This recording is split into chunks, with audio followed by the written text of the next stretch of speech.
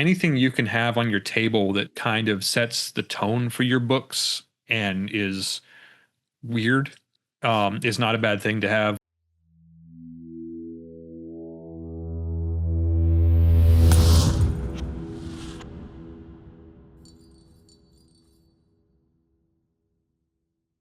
Okay. Well, let's talk about Big Lick because you're heading out to a con. Yeah. And you're going to be on Artist Alley. Mm-hmm. And so let's talk about all the stuff that you would need to take to be on Artist Alley and how you prepare to go to a show.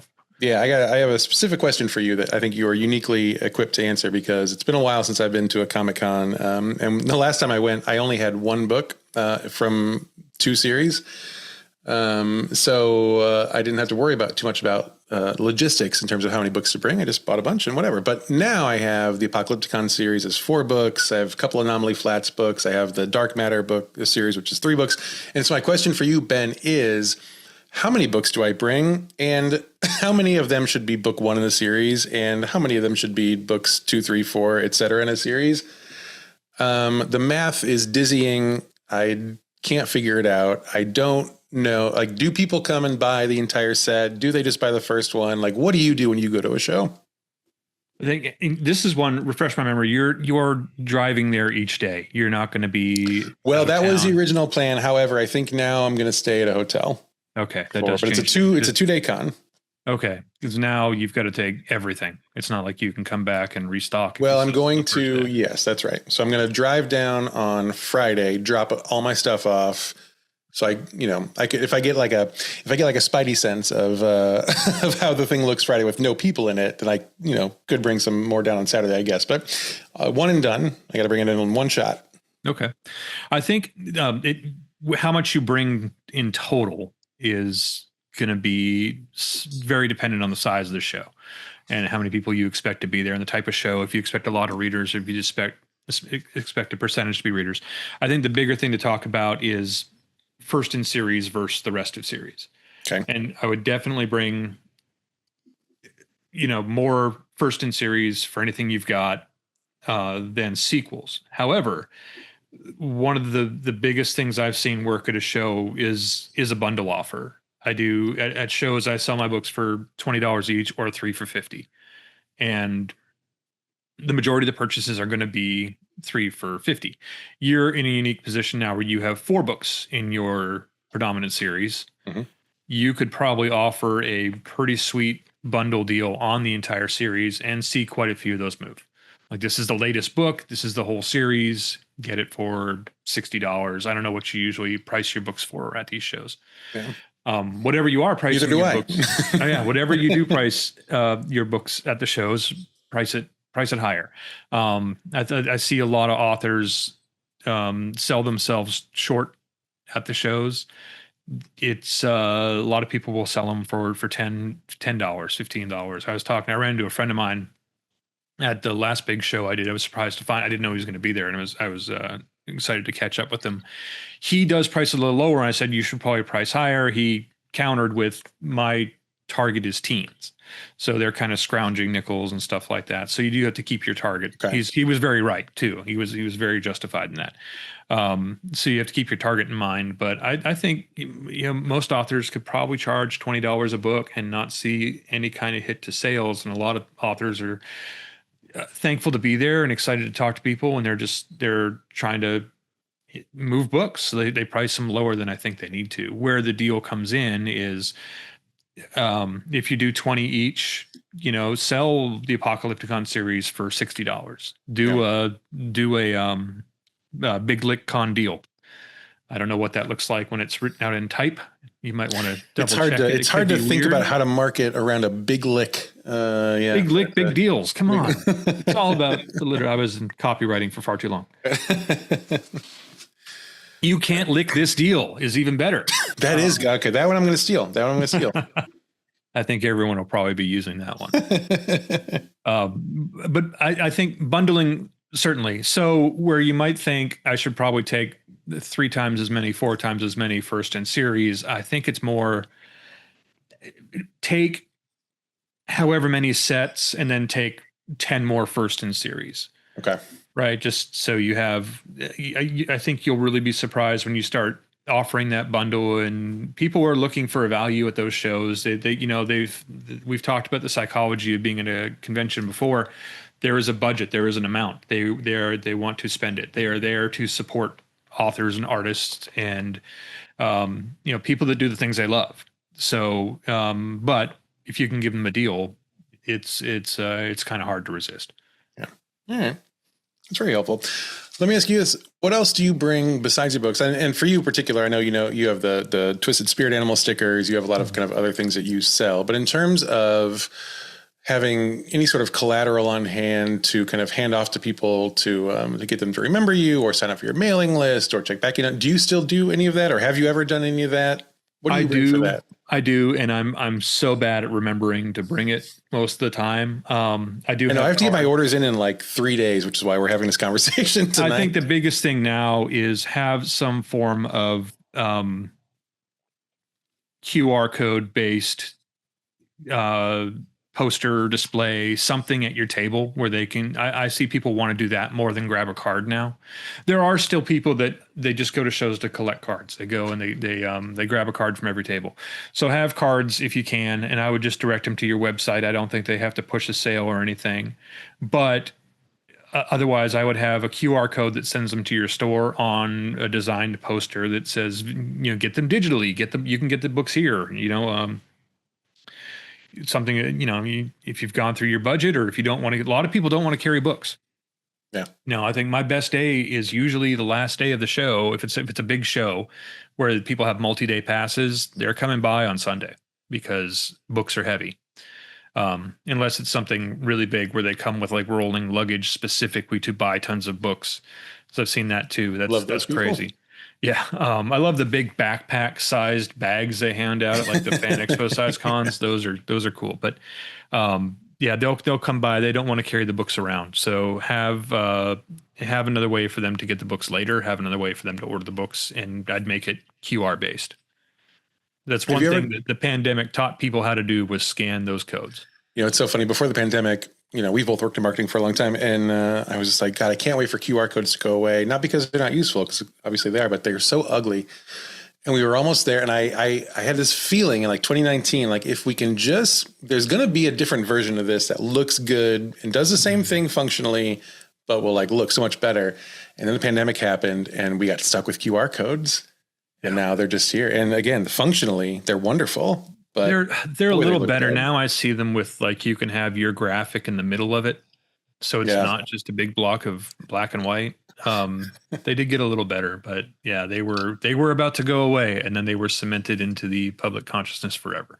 Yeah. But people are very eager to use them, and they'll visit them. So one thing I definitely do that for is a lot of people will ask if the books are in audio. So I have I printed out a 5x7, get them in audio, and it just took them at the time it was Audible. The QR code would just take them straight to Audible, and they'll buy at the table. They're like, oh, I just got them. I downloaded them. I had a credit. I got it. We're good.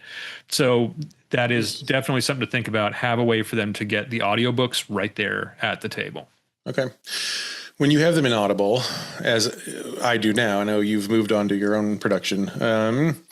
Most of mine are in Audible. So did your link go to, like, what did your link go to? Did it go to your main series page in Audible?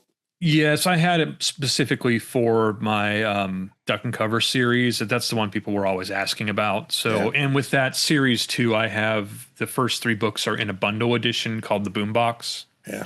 So I could send them. I said, yes, they're in Audible, but use this, go there, and this will take you to the collected edition. You can get the first 3 books for a credit, again, offering them that value. And a lot of times they would sit there and just do it at the table. Like, I got it. I'm going to listen to it. And then they'd come back by a few hours later going, oh, I was listening to it in the hallway. It's great. So it's pretty amazing. Have a way for them to do that. You could easily do one for each book, for each series. I would just send them to first in series if you're going to do something like that. Okay. But that is definitely something that we ended up doing it I wish I could say we thought of it like it was, we know this is going to be an issue and we're going to get ahead of it. But no, it was a response to people kept asking about audio. So we're like, we need to have something we can just send them there. Yeah. And print a couple, because it doesn't matter if you tie it to a cinder block. Somebody will just think it's something they throw in their bag and they'll walk off with it. And you're like, no, no, no, no, just you get No, your no, phone. please. Get your phone, please. Don't walk away with that. I've only got one. So make a couple. But it's That's a pro something you tip. could easily print at the FedEx office or something near you. Yeah. Nice. Okay. Yep. Have you ever, so speaking, going back to the idea of, people waiting till maybe the last day of a con to kind of do their big book purchases. Have you ever tried having like a sign on your table, or maybe just a talking point when you're chatting with folks about, hey, if you buy now, we'll hold them for you until Sunday afternoon? I have not had a sign, but I do make that offer. Does anyone take you up on it? Yes, quite a bit. Especially I sell that ammo can at the table. Mm-hmm. And one guy was about to walk away with it. Then he's like, no, I will come back for it. And handed it back over because it gets pretty heavy.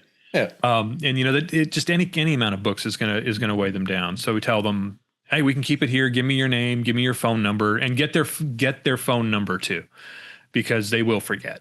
So you want to be able to give them a call and say, I've still got your books here. Don't leave without them. Don't forget them. And if they do ultimately leave the city, let me mail them to you, whatever. Just go out of your way to make sure they get them. But it is definitely something I offer, but it's not something I have like on the table saying, let me hold that for you. I did one time offer to hold a guy's books.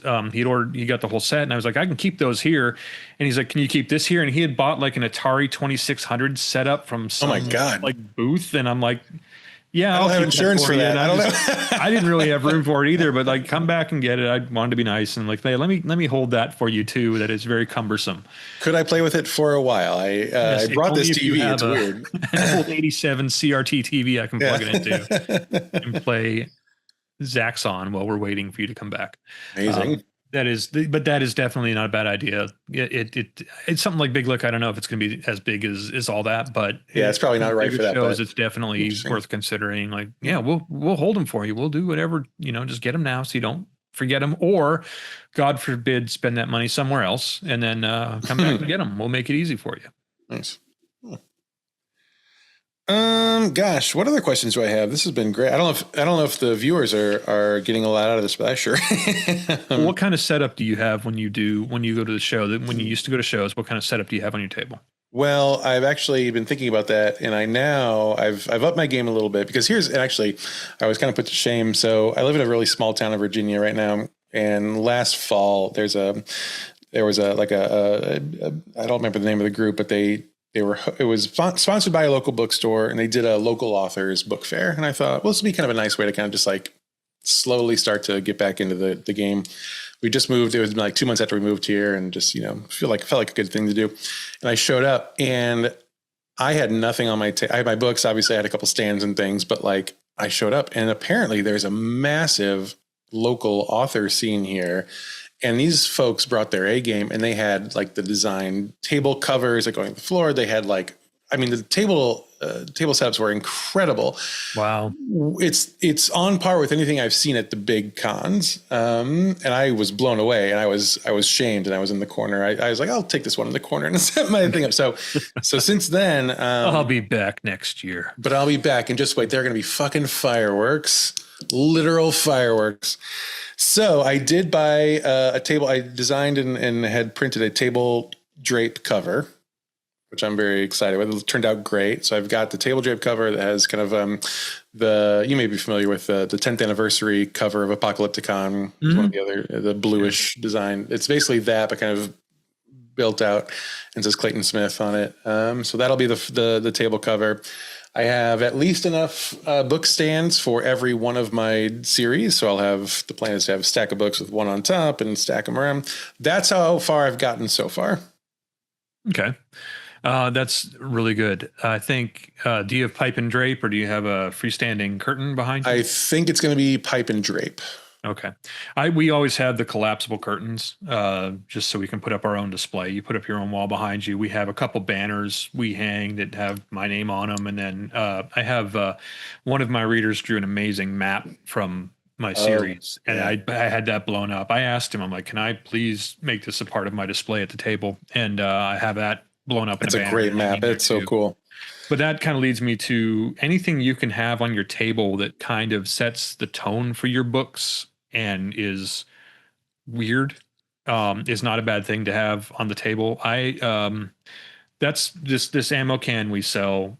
That's where that came from. Was we needed something for we wanted something for these shows to have a display piece at the table that really kind of spoke to the tone and theme of the books. So we made this ammo can just to sell at shows, and I stack them 3 tall, and it makes a pretty impressive wall of visual on the table. We also I have a gas mask that every child has worn and wants to buy.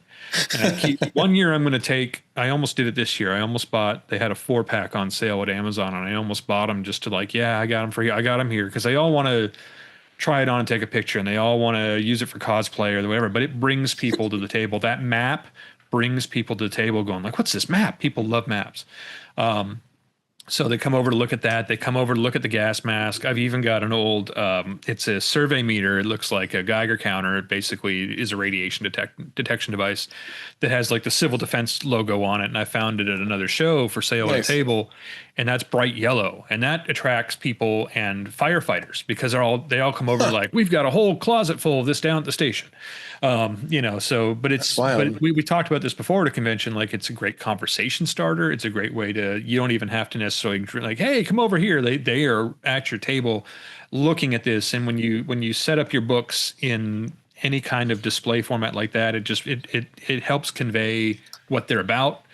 If they're humorous, whatever, have some humorous material there.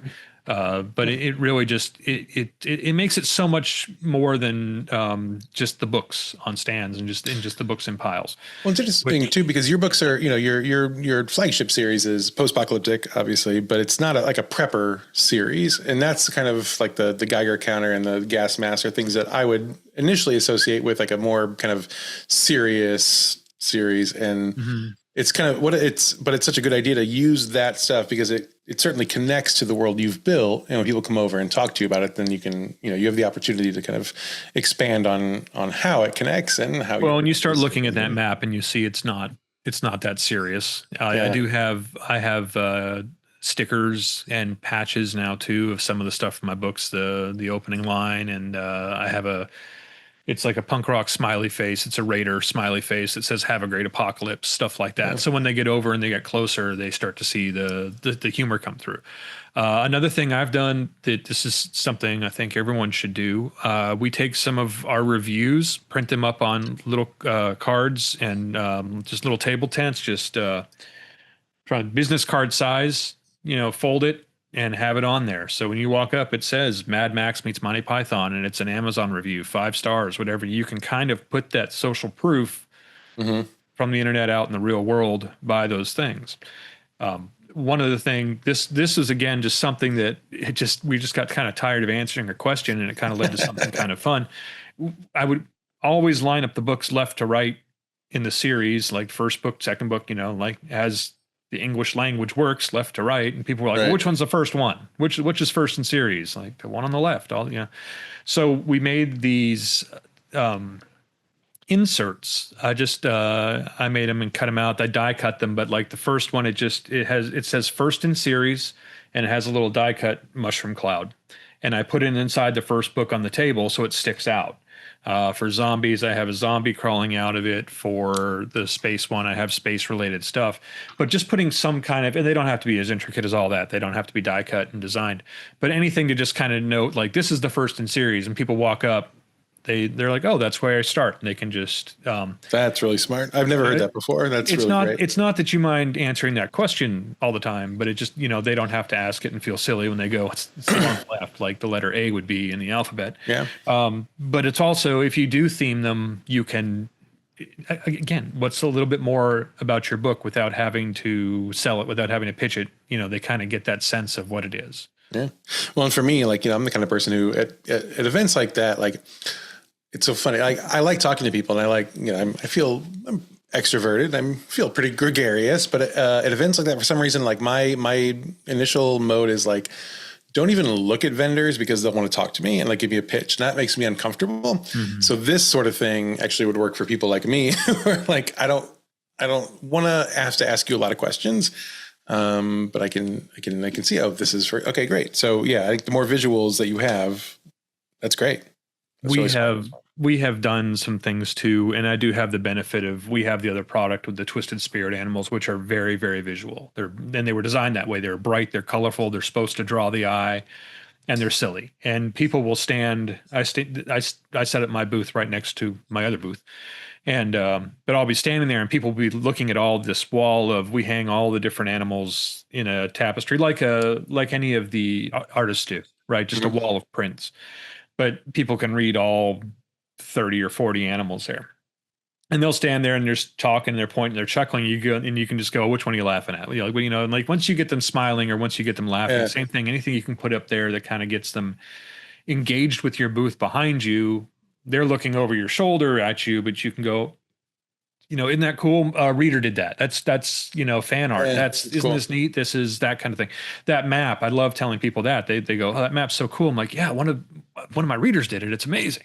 Yeah. And then they want to buy the map, and I'm like, I'm sorry, and then they walk away. But, we're working on that. We're working. Yeah, it's a process. I'm just going to sell gas masks and maps. That's all I'm going to sell at future cons. Life is a journey. It really is. The writing was just a way to get there. That's right. Safety mask vendor. So, but I think that's just the more and that's why we have that wall behind us too. That's why I think, and the curtains, the freestanding curtains and stuff like that aren't a tremendous outlay of expense, but it's worth it to set the tone and put those things up that really, it's not trying to be bigger than the person next to you or taller. Like I've seen some people do some crazy things trying to go higher and higher and higher. Like if they have the Yertle the turtle, like if they get the highest point, everyone's just going to come to their booth. But it's a great canvas to share the experience of your books without having to tell everyone about them. Yeah. To get them engaged, to get them over there, to draw them over there. Yeah, it's theatrical set dressing, right? In a way. And it's worth it. And as you lug your 5th or 6th crate into the show, you curse it a little bit, but it really is worth it. It does a lot of the work for you. I would say, and this is not really related to anything visual, take sandbags. If the setup comes with sandbags, use them. Boy, you don't want that thing crashing down on your head. That's already on my list, because the other thing I forgot to mention, I do have, just because I lucked out, I have a friend who works for a company that does, among many other things, they will do printing of the retractable banners. Mm-hmm. And so I have 2 of them now, one for the Apocalypticon series, one for Anomaly Flats. Those are great too. Yeah. So I have those. So those are fun. However, they're not the best quality, and so they don't stand up. So sandbags are already on my list. Yeah, very helpful. Yeah. But I think I think maybe all the tips and tricks I have. Other than that, just make it easy for the people to come talk to you, and make it easy for them to buy your books, whether they want them there, they want them ebooks, they want audio. But those are the pieces you'd want to print before you get there. Yeah. Some kind of way for them to follow up with you, and some way to get them straight to your audiobooks. I think that's an episode.